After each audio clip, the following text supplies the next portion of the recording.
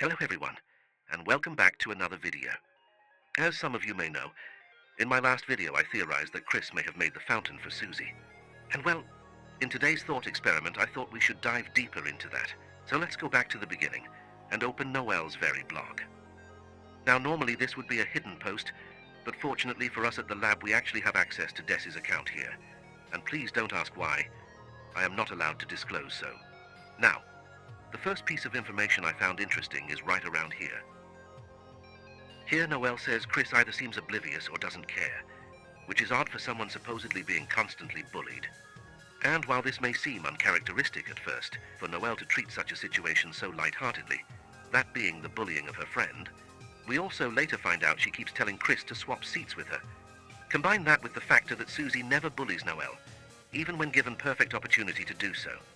And we can see Kris is basically given a viable solution to the situation, and yet seemingly chooses to have this, which would indeed explain why Noelle has the reaction she does. It must come off as a very silly situation to her, especially when the solution was right there and offered as well. And mind you, Noelle is quite known for her intelligence, so this probably would have solved the situation. Next up, Susie sniffs Kris's head, which happens to be apple-scented. After this reveal, Susie picks up a leftover apple and takes a violent bite out of it, threatening that Kris might just end up like said apple if they were to keep using such shampoo. However, despite such a serious threat to them, Kris only simply laughs at Susie, as if finding it as some sort of dark joke. This is continued on, as Susie even takes offense to this, throwing the apple at Kris as they deflect it, even going as far to take a bite out of it themselves. However, this now makes Susie so mad that she storms over and picks Kris up by the hair. Now let us recall that Susie is not only the new girl currently, but also hates quiet people. Yet despite seemingly being okay with Noelle, who is known to be shy, so it's unclear how true this is. Or maybe she goes easier on her from the Des situation, something she does know about due to how she said Des's name at the hospital involving the angel doll. Regardless, it seems she either goes easier on people depending on their situations, or perhaps she has a bad history with humans, and as such has a prejudice against Kris. That, or she could even believe them to be spoiled. Whatever the case is, long story short, she may be more violent and ill-tempered than we even know her to be, simply due to all these factors, and as such, says something I think would be very hurtful to anyone. Susie tells Kris that one day Toriel will grow sick of them, and when she does, they might disappear. And then she'll see how happy she was without him. No doubt a devastating blow to anyone, yet how does Kris respond to this? Well, unsurprisingly, Kris doesn't actually say anything. After all, they've never been known to be a person of many words, so this fits perfectly. And yet again, as we can also see here, that quiet people piss Susie off, eventually causing Susie to get so angry that she demands that Kris say something. However, this is where things start to get interesting. According to Noelle's account of the situation, it did look like Kris's mouth moved, but at the same time she is unsure due to it being so short. Whatever happened though, it immediately caused a change in Susie. Now let's break this down together. I personally do believe Kris said something. It would be very weird for Susie to suddenly no longer be mad, and for virtually no reason, mind you. A part we will cover next. But if this is true, then it's likely Kris only said one word to her. Anything like an actual sentence would be too long or too fast given our information, so also keep that in mind too. Whatever this was, Susie is then seen backing away and running out of the classroom. Your first instinct might even tell you that Kris said something even more terrifying in return, thus possibly earning their name as Freak, or even just meant it as a joke. But just shortly after, we can also see that Susie is seen going towards the entrance with their head held low. Such a symptom is not of fear, but instead is body language of sadness or self-reflection.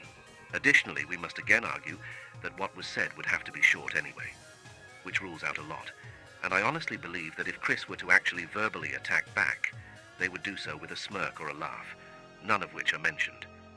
I am also under the belief that Susie stopped running the moment she was out of the classroom, since it would be rather odd to run with her head down. Now I know those are a lot of assumptions to make, but I do think there is important information here. As well as that, these are pretty reasonable deductions to make, and to go over it one last time. Kris said one word, Susie ran out, stopped running, and then had her head low, obviously sad. Let us now proceed on my current theory for this. The older some people get, the more they may try to hide problems from others, especially to children if they happen to be an adult, or they may use this tactic to try to avoid it or hide it from even themselves. But in a nutshell, such an attitude may come off as not caring to outsiders or those not close or understanding of the situation. Do you see where I'm getting at yet? I believe even Kris themselves had this perception of some adults, or perhaps to word it better, a misconception of their actions and emotions regarding a delicate situation. And no, I don't mean Toriel or Asgore. I think that upon hearing disappear and realize how happy she would be without you, made Kris think of something very specific, something that shocked even Susie as a response.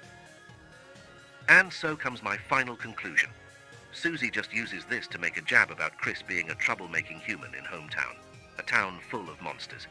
Something Kris has had their whole life to adapt to, even if they may not ever fully. Which is why I think Kris's wandering mind was drawn to the Holiday family instead, and their parental reactions regarding a disappearance that haunts the very town. And because of this, Kris only has to say one word to elicit such a reaction, that word of course being mumbling the name, Des.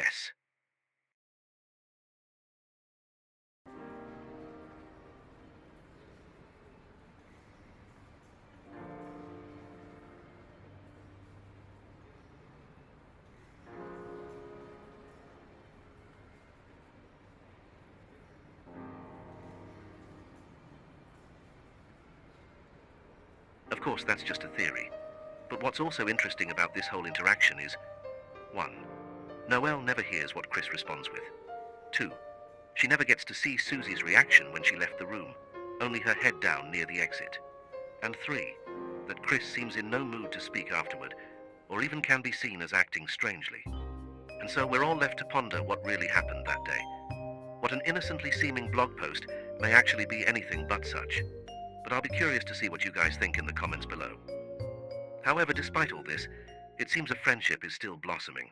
It seems that maybe Kris never stopped enjoying being around Susie no matter what. Allow me to explain. Despite that event, and quite literally being threatened against doing so, it is heavily implied that Kris never stopped using apple shampoo, which they now even specifically know that Susie likes. Additionally, it is even said that Kris is shocked when Susie assumes Kris is thinking ill of them for eating chalk. Despite having to carry out our choices, Kris can actually have unenthusiastic reactions to them, or certain emotional states on events. Yet even here, it does seem Kris genuinely wants to go on adventures with Susie.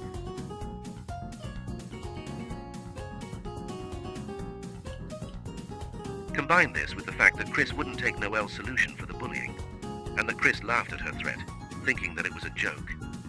I think things start to become a lot more clear. If I had to guess, I would say Kris either has a massive crush on Susie, or simply just finds her to be cool, fun, or interesting, if not all of the above. After all, it does make sense in a way. Kris probably feels like an outcast in a town full of monsters, especially in trying to fit in, hence wearing horns. And Susie in herself is also an outcast, with her being the new kid at school and also actively acting distant from other people. So not only do they have something in common in that manner, but they also have an opposites attract vibe as well. Kris is quiet, while Susie is more loud. Additionally, Susie is the one that has most override over our choices in our game, so Kris may even feel like they have more control over their life when being around her, or at least her being the best chance at their freedom at the given moment. The main breakthrough for this relationship, with Susie also enjoying Kris's company, can also be almost exclusively credited to their first Dark World adventure. Or in other words, the fountain is helping Kris make friends. Not to imply it is controlling Susie, but the aspect of having the adventure alone, which could even be an addicting idea to both Kris and Susie. I also think it's a possibility that the Dreamers television set remains unplugged due to Kris being grounded, or maybe simply because Kris doesn't have an interest in it alone, or even doesn't want to risk seeing other humans on TV, just like how they felt on seeing pictures of them in the book. Whatever reason it may be, I think if Kris keeps up with Susie and knows that she does like TV, and now they're on better terms after Chapter 1, then it's possible Kris used what little control they could muster to eat the pie sitting out and replug the TV, basically being mischievous, but also hoping to have a sort of premeditated hangout with Susie after school on the next day. And while Susie and Kris originally just planned to hang out in Castletown, little did they know they would have yet another fully fledged adventure. Do you also remember how I said the ideas of dark fountains could be addicting just moments ago? Well, not only does Kris learn how to make one at the end of the chapter, but this idea is actually reinforced by Susie. And of course, what does Kris do later? They make a fountain. What? Do you still not believe that's the reason? Take a look at this then.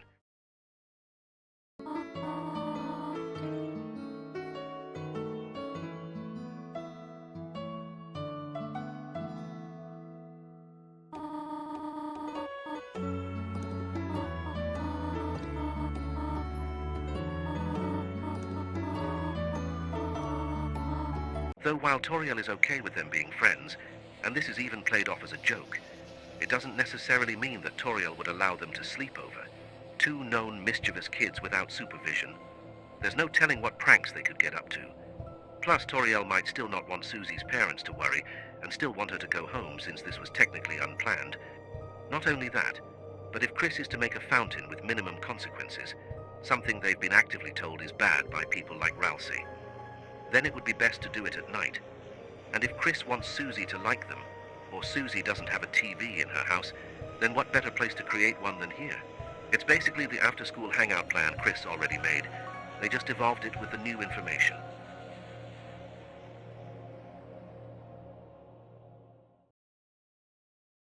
Also, if you pay close attention, you can see both Susie and Toriel together here.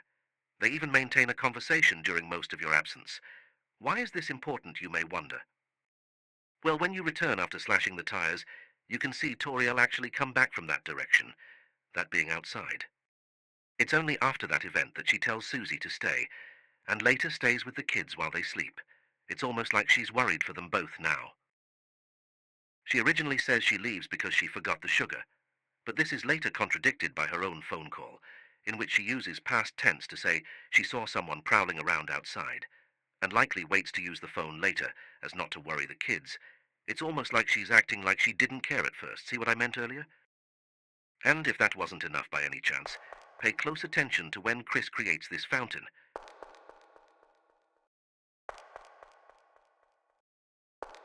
Stop it right there. For a brief moment, Kris actually gives Susie one last look before making it. The only thing I can't figure out is why Kris left the door open. But if I had to guess yet again, it might be because Kris overheard Toriel on the phone, and now knows that an officer will be coming over. It's actually unknown if it will be Undyne, Asgore, or Napstablook. I'm assuming Undyne because Asgore is technically not an officer anymore. However, it may be a strong possibility that Undyne informs and brings Asgore along, considering it is at Toriel's house. Lastly, considering the weird route directly has an adverse effect on Kris's mental state, this may explain why they make the fountain either way, it still being for Susie, not for themselves. And if you think Susie might be in any danger from this, need I remind you of her power to ignore us time and time again? Maybe Kris is even doing it to get back at us in that route, recognizing how powerful Susie is against us. Well, that's it for now, everyone. I hope you enjoyed this little analysis of mine. It took quite a lot of effort to make, but it does show how far psychology and the little details can take you if you permit. Still doesn't mean I'm correct with this theory, but I am decently satisfied with its result. Finally, if you made it this far and did indeed find this to your interest and also want others to see this video too, please remember to leave a like and to comment down below. That will help others find the video in the algorithm. Otherwise, it's likely to drown in all the other noise. That being said, this is Dr. Gaster, and I have more experiments to attend to. Good night, or is it good day? End transmission.